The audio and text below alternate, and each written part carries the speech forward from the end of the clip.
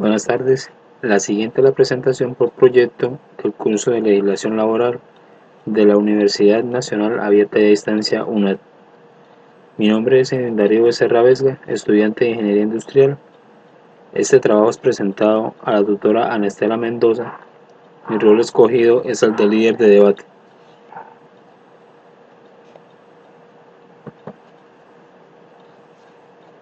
Participación en el estudio de casos 1 y 2.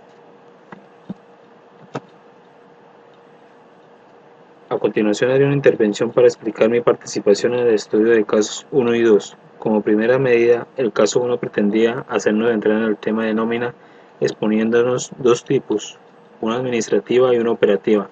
En mi caso escogí a dos candidatos, Cristina Peralta en nómina administrativa y a Darío Simbaqueva en nómina operativa. A ellos, según su sueldo, debíamos aplicar el simulador de acuerdo a unos parámetros establecidos en la guía y según el rol que nos correspondió.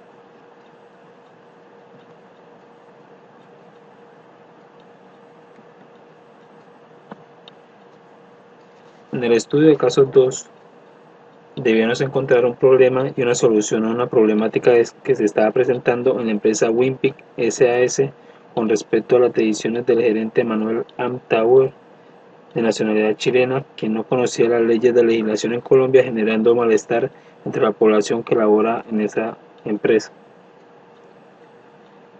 El problema encontrado por mi parte fue acoso laboral por parte del gerente, que niega la oportunidad de vincular aprendices SENA a la empresa aun cuando tiene un grupo de trabajadores que son reconocidos por la institución en cuanto a sus actividades. Mi sugerencia es imponer multas conforme a lo preceptuado en el artículo 13, numeral 13 de la Ley 119 del 94 sobre inducción de aprendices SENAs y charlas informativas al gerente sobre este tema.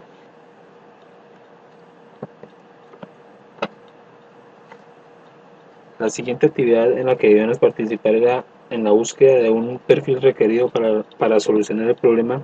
Por mi parte, el perfil escogido es el del cargo de gerente, pues creo que es de suma importancia contratar a alguien que se rija bajo las leyes de la legislación colombiana. Pues el cargo fue el gerente, el, el requerido para solucionar el caso, el perfil una persona capaz de asumir riesgos, amable y conocedor de la legislación colombiana. Las funciones del cargo que el cargo debía desempeñar era planificación, organización, control de personal, dirección y representatividad. Los pasos para contratar fueron planteamiento del problema, selección, pruebas de conocimiento, verificación de referencias y entrevista personal.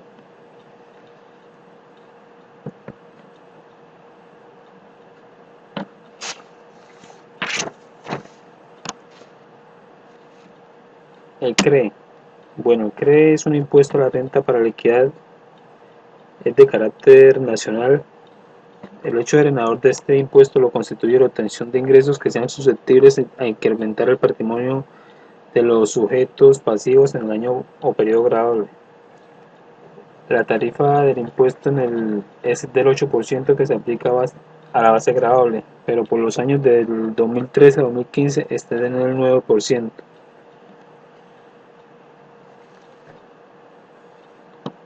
Estas son las tarifas del impuesto sobre la renta para la equidad CRE, según una actividad económica, como lo pueden ver en la diapositiva.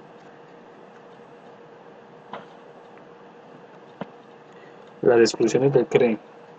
Bueno, las entidades sin ánimo de lucro, las sociedades declaradas como zonas francas hasta 31 de diciembre de 2012, las sociedades que hayan radicado solicitud ante el Comité Intersectorial de Zonas Francas y los usuarios de zonas francas que se hayan calificado o califiquen a futuros sujetos a la tarifa del 15%.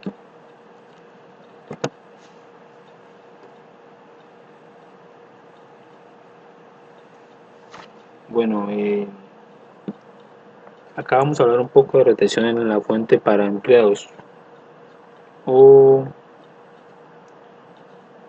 Para empleados.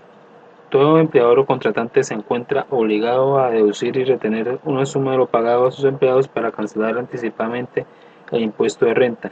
y complementarios en los bancos y demás entidades autorizadas. Bueno, este mecanismo, conocido como retención en la fuente, permite a los empleados no obligados a declarar renta cancelar en su totalidad los impuestos a su cargo, y para los obligados a declarar constituye un pago anticipado del impuesto. En conclusión, el empleador o contratante está obligado a retener, declarar y pagar las sumas que ha deducido a sus empleados. Bueno, las rentas exentas son un tipo de ingreso que, aun siendo ingresos fiscales, no están sujetos al impuesto de renta y complementarios, ya que la ley les ha otorgado el beneficio de gravarse con tarifa de cero. En términos generales, las rentas exentas son aquellas utilidades netas fiscales obtenidas en el ejercicio o provenientes de la explotación de ciertas actividades económicas expresamente beneficiadas en las normas fiscales.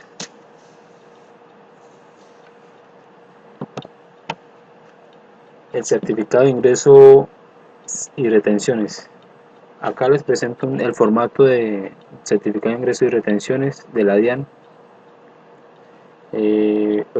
Los empleadores deben expedir cada año, a más tardar el 18 de marzo, a sus trabajadores una relación detallada de los pagos de hechos por todos los conceptos laborales, el monto de las cotizaciones a la seguridad social y el valor retenido en la fuente. El certificado de ingresos y retenciones deberá expedirse en original y 3 copias. Las personas jurídicas podrán entregar los certificados de retención en la fuente en forma continua e impresa por computador sin necesidad de firma autógrafa.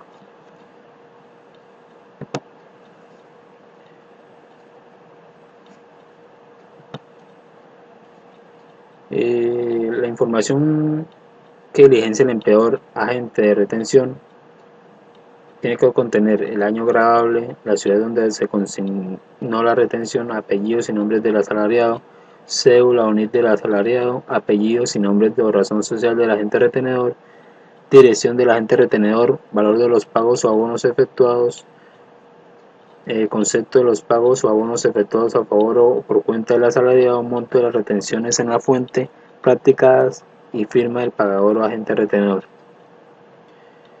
La siguiente es la información que diligencia el empleado sujeto a retención: monto de los ingresos recibidos durante el respectivo año grabable, la cuantía de las retenciones en la fuente, relación del patrimonio bruto poseído en el último año o periodo, monto de las deudas vigentes en el último día del año o periodo grabable.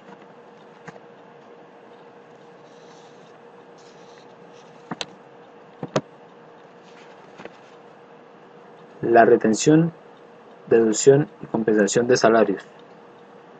Bueno, sobre este tema cabe aclarar que el salario mínimo no es embargable, sin embargo, tiene 2 excepciones. A favor de las cooperativas legalmente constituidas en los casos de los embargos por pensiones alimenticias y por una demanda por alimentos, es necesario tener en cuenta 2 tópicos especiales: el valor del salario mínimo mensual legal vigente al momento de la retención.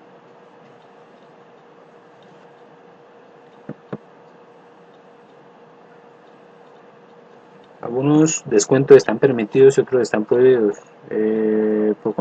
Los permitidos por conceptos de cuotas sindicales y de cooperativas y cajas de ahorro autorizadas en forma legal, de cuotas con destino al seguro social obligatorio y de sanciones disciplinarias impuestas de conformidad con el reglamento del trabajo debidamente aprobado.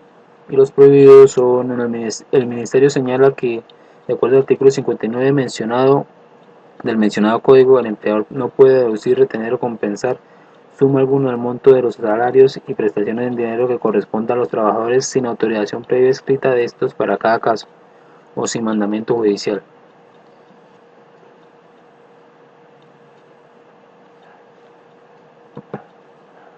Bueno, el capítulo 5 habla del régimen especiales y reglamentos. Ministerio de Trabajo, protección a la maternidad y prestaciones sociales en caso de muerte del trabajador. Vamos a hablar del servicio doméstico. El trabajador de servicio doméstico es aquella persona natural que, a cambio de una remuneración, presta su servicio personal en forma directa en un hogar o casa de familia, de manera habitual, bajo continua subordinación o dependencia, residiendo o no en el lugar de trabajo. Eh, bueno, Sus, sus tareas a ejecutar son como el aseo, la cocina, lavado, planchado, cuidado de niños y demás tareas propias del hogar. No debe exceder las 10 horas diarias. Tienen derecho a un descanso remunerado los días domingos y los días festivos por el hecho laboral toda la semana. Tienen derecho a un auxilio de transporte. Tienen derecho a esta prestación por ganar hasta 2 salarios mínimos, si trabaja por días únicamente los días que presten el servicio. Las prestaciones sociales tienen derecho a las cesantías y a los intereses sobre ellas, a calzado, a vestido de labor en las fechas que lo establezca la ley. Tiene derecho también a los intereses sobre las cesantías. El salario base para liquidar las cesantías es la totalidad del salario. Bueno, el auxilio de cesantías del trabajador doméstico tiene un mes de salario por cada año de trabajo y proporcionalmente por cada fracción de año. El auxilio de cesantía se liquida con base en el último sueldo, pero si este cambió en los últimos 3 meses, la base será el promedio mensual devengado en el último año o fracción. Bueno, la afiliación al sistema, estos trabajadores que están al servicio de distintos empleadores se deben afiliar al sistema por uno de ellos y el pago se debe efectuar en proporcionalidad a los días que labore la empleada en cada uno de los sitios de trabajo. En caso de accidente de trabajo o ataque súbito de enfermedad profesional, el empleador está obligado a prestar al trabajador el servicio doméstico, los primeros auxilios y las medicinas de urgencia sin perjuicio de las prestaciones asistenciales y económicas otorgadas por la Seguridad Social.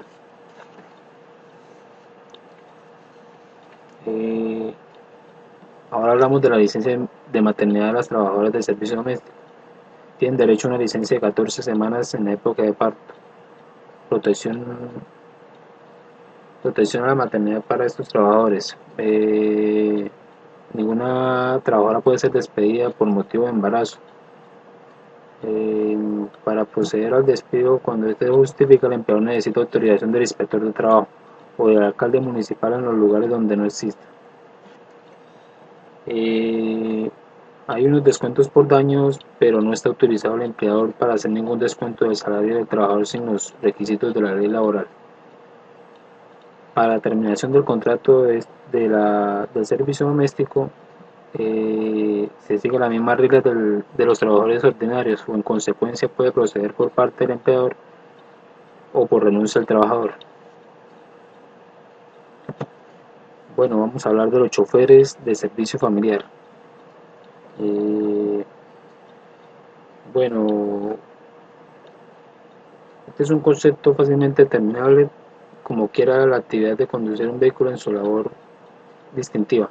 Lo que la ley aclara es que el chofer de servicio familiar no es el mismo conductor al servicio de una empresa de transporte.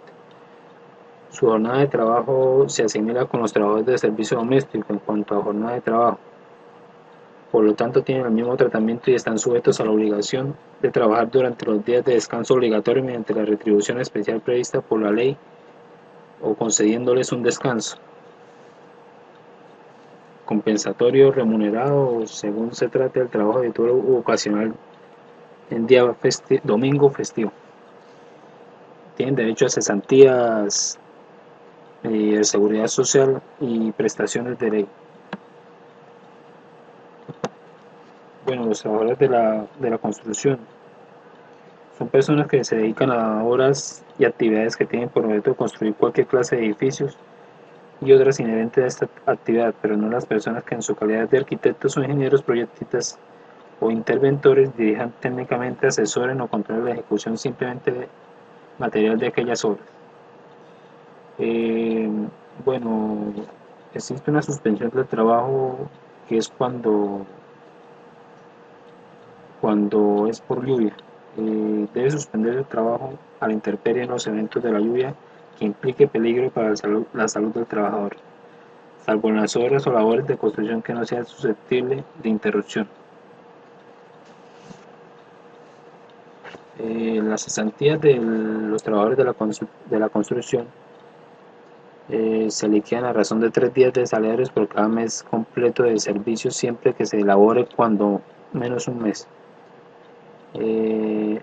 Los empleadores de este ramo de la industria no están obligados a contratar aprendices cuanto esta obligación fue sustituida por la de aportar al Fondo de Formación Profesional.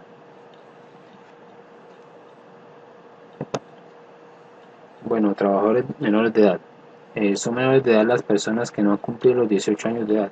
Cabe aclarar, la jornada de trabajo para los menores de edad, los adolescentes mayores de 15 y menores de 17 años solo podrán trabajar en jornada diurna máxima de 6 horas diarias y 30 horas a la semana y hasta las 6 de la tarde. Los adolescentes mayores de 17 años solo podrán trabajar en una jornada máxima de 8 horas diarias y 40 a la semana hasta las 8 de la noche. El salario que se les debe pagar según el Código de Infancia y Adolescencia, estableció que los adolescentes autorizados para trabajar tendrán derecho a un salario de acuerdo a la actividad desempeñada y proporcional al tiempo trabajado. En ningún caso la remuneración podrá ser inferior al salario mínimo legal vigente. Eh, las obligaciones del empleador en cuanto a la seguridad social de los menores de edad. A partir de la fecha en que establece la relación laboral, es obligatorio afiliar al sistema de seguridad social al menor trabajador. El menor tiene derecho a todas las prestaciones económicas y de salud que brinda el sistema de seguridad social. Los menores de edad tienen que tener una autorización para laborar. Deberá tramitarse conjuntamente entre el empleador y el adolescente. La solicitud contendrá los datos generales de identificación del adolescente y del empleador, los términos del contrato de trabajo, la actividad que va a realizar, la jornada laboral y el salario. El empleador debe obtener un certificado de estado de salud del adolescente trabajador. Bueno, el otorgamiento del permiso. El Ministerio de Protección Social analizará si no existe prejuicio físico ni moral para el menor en el ejercicio de la actividad y expedirá la respectiva autorización para suscribir el contrato de trabajo. Bueno, seguimos con los celadores y vigilantes. Los celadores y vigilantes tienen una jornada de trabajo diferente según residan o no en el sitio de trabajo. Si viven en el lugar donde prestan el servicio, no tienen limitación en su jornada. Si viven en un lugar distinto, solo se le pueden exigir 8 horas diarias como labor máxima. Para los trabajadores vinculados por jornada ordinaria de 8 horas también rige el recargo por trabajo nocturno al 35% y las disposiciones sobre horas extras.